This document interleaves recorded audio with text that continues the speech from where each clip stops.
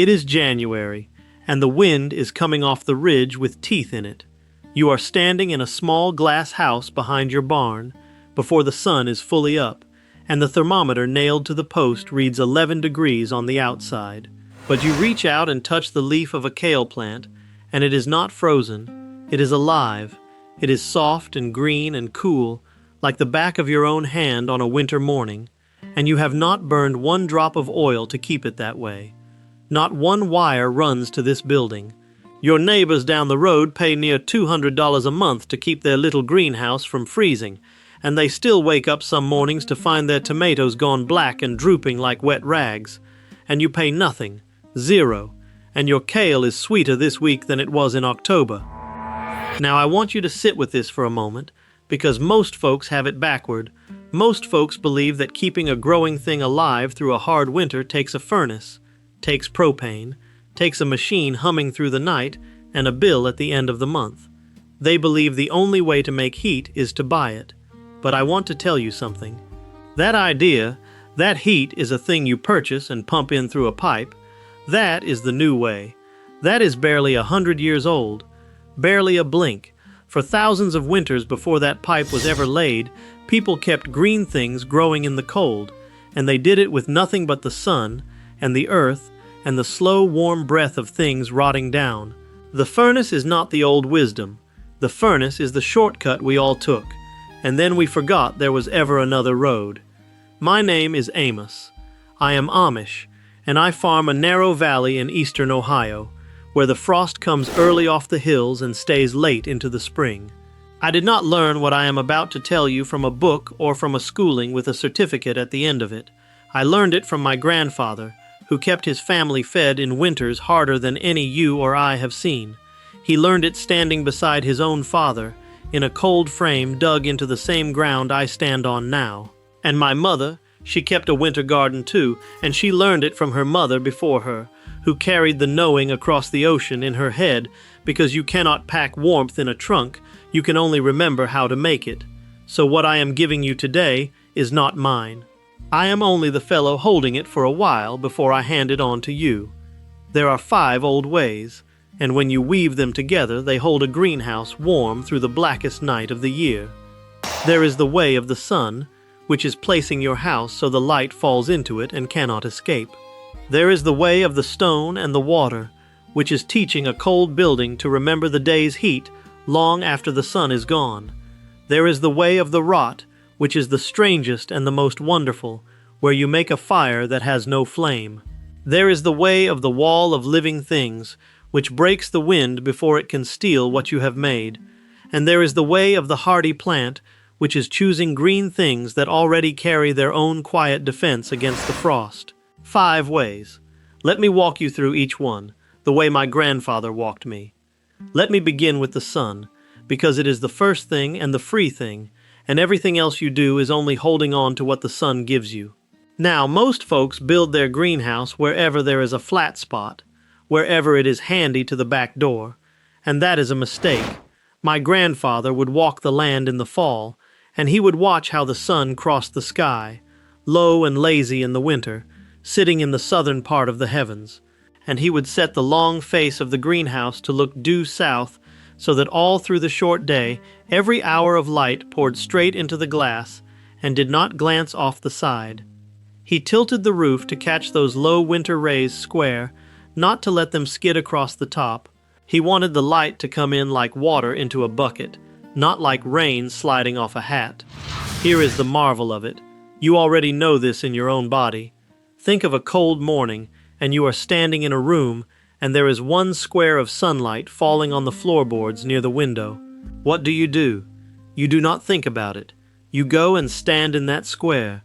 You turn your face to it. You feel the warmth soak into your chest, and you let out a breath. You did not build a fire. You did not turn a dial. You just put yourself where the free heat was falling, and you stayed there. That is the whole of it. A greenhouse facing south is a greenhouse that has learned to stand in the warm square by the window and never step out of it all day long. The learned men have a fancy word for this. They call it passive solar gain, but you do not need the word. You need only to remember standing in that patch of sun as a child and you already understand everything the word was trying to say. Set your house to face the winter sun. That is the first way, and it costs you nothing but the trouble of looking before you build. But the sun sets. That is the trouble, and it is the trouble that undoes most people.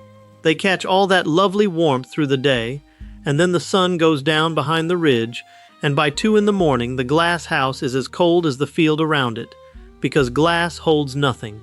Glass forgets the moment the light leaves.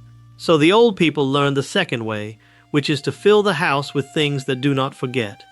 This is the way of the stone and the water.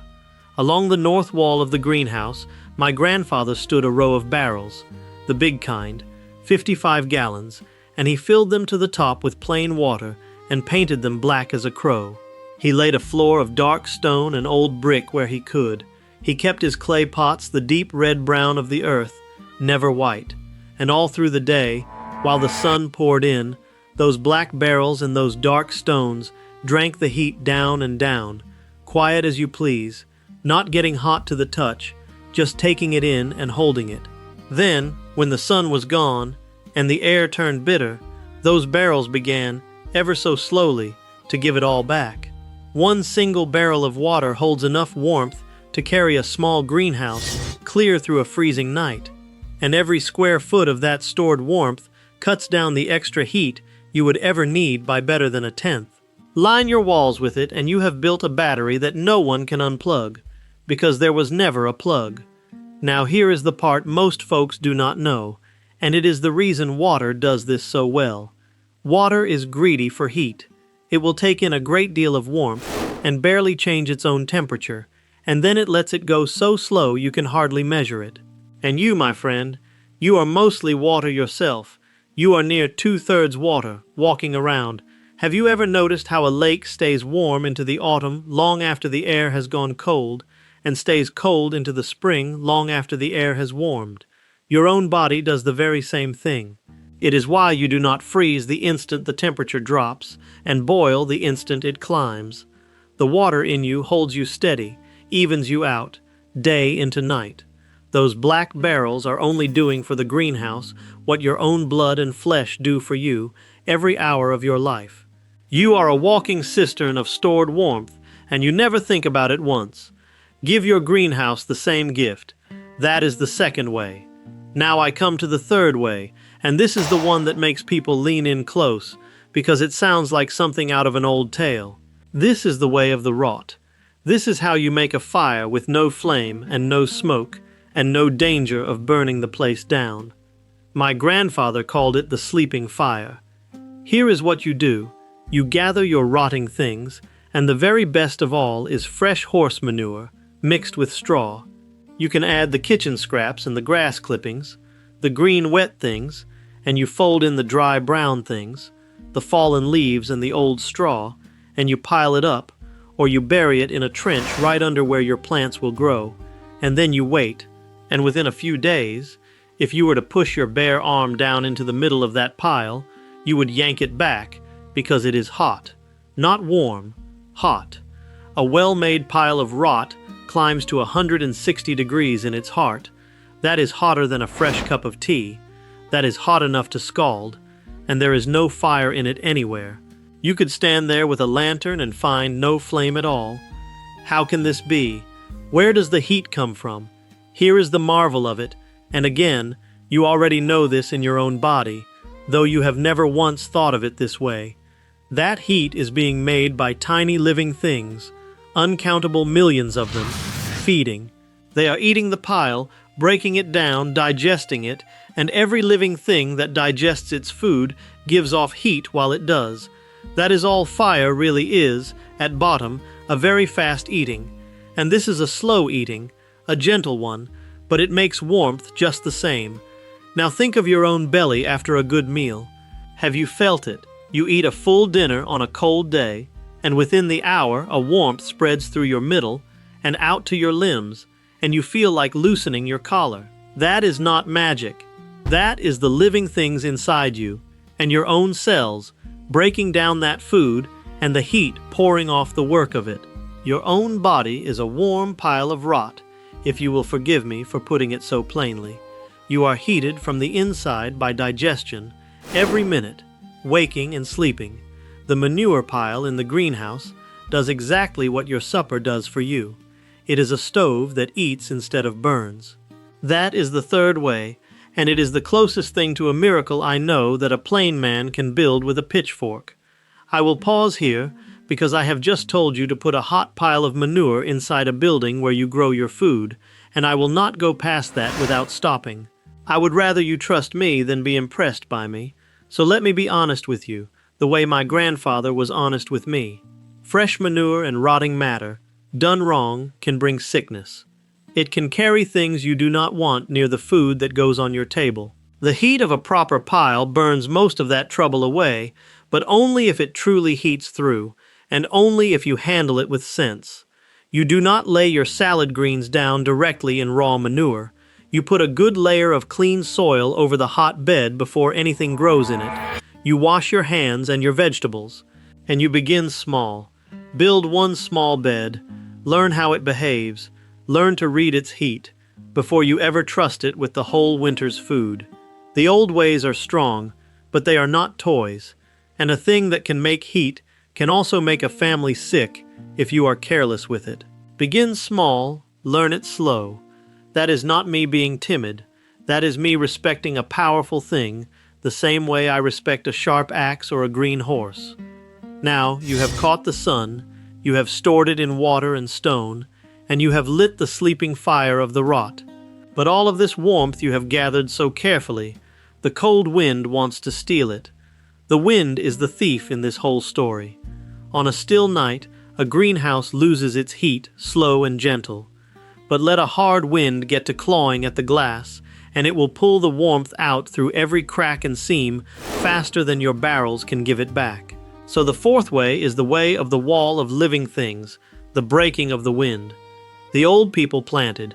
They set a row of evergreens, or a thick hedge, or a stand of shrubs along the side where the winter wind came from, the north and the west of it. Not right up against the greenhouse, but out a way so that the wind hit that living wall first and had to climb and scatter and lose its strength before it ever reached the glass. A good windbreak, set right, cuts the speed of the wind by half, and half the wind is far less than half the stealing, because it is the hard gusts that do the worst of the robbing. And close in, right against the base of the house, they banked straw bales tight together, and they tacked up a double layer of plastic with a pocket of still air trapped between the sheets, and they hung old wool blankets over the weak spots where the cold pushed in.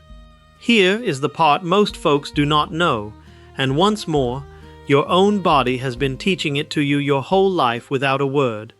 It is not the wool blanket that keeps you warm. It is not the straw. It is the still air trapped inside them. Think of how you dress on the coldest day. You do not put on one thick, heavy coat and call it done, not if you are wise. You put on layers, a shirt and a vest and a coat over that, because between each layer sits a little cushion of still air, and that trapped air is the true blanket. Your own skin does it too, and the fat beneath it, holding a still warm layer close against your core so the cold cannot reach in and snatch your heat. And when the wind blows on you, you feel so much colder than the still air, do you not? Same temperature, but the wind cuts to the bone because it strips that warm, still layer right off your skin and carries it away. The windbreak around the greenhouse is nothing but a coat. The straw and the double plastic are nothing but the still air in the weave of your wool. You have understood this since you were a child, bundled up by your mother. Wrap your greenhouse the way she wrapped you. That is the fourth way. And now the fifth way, which is the gentlest of all, because it asks you to work less, not more. This is the way of the hardy plant. You see, the old people did not try to grow tender summer things in the dead of winter. They did not fight the season by forcing a delicate tomato to live where it did not belong, sweating and fussing over it. They worked with the season instead. They chose the green things that were built for cold in the first place. The spinach, the kale, the carrot and the beet and the collard, the tough leafy things and the roots that laugh at a frost. And they sowed them a little at a time, a new small planting every couple of weeks, so there was always something young coming on, and something ready to eat. A steady table all winter, instead of one big harvest and then a bare bed. Here is the marvel of it, and it is the sweetest marvel in the whole story. When a hard frost touches a kale plant, that plant does something clever. It takes the starch stored in its leaves and it turns it into sugar, because sugar water freezes far harder than plain water does, and that sugar keeps the ice from forming inside the leaf and bursting it. The plant is making its own antifreeze, right there in the cold, and here is the gift to you. That same sugar that saves the plant makes the leaf taste sweeter. Kale after a frost is sweeter than kale before it. The cold does not ruin it. The cold improves it. Now, your own body knows this trick too. A person who lives in the cold, who goes out in it day after day, their body learns. It adapts. It turns up its own inner fire, changes how it burns, learns to hold its warmth. You are not the same in your body in February as you were in July. You have acclimated. The kale in the frost and the man who has grown used to the winter are doing the same wise thing. They are not waiting for someone to bring them warmth. They are reaching down inside themselves and turning on a defense that was there all along. Choose plants that already carry that defense, and half your work is done before you begin. That is the fifth way. So now let me gather it all back up for you, plain and in order, the way you would say it over to yourself, walking out to the greenhouse on a cold morning. The sun, to give the heat. Face your house due south and catch every hour of the low winter light. The water and the stone, to hold the heat. Black barrels and dark brick along your walls, to drink the day and pour it back through the night. The wrought, to make the heat.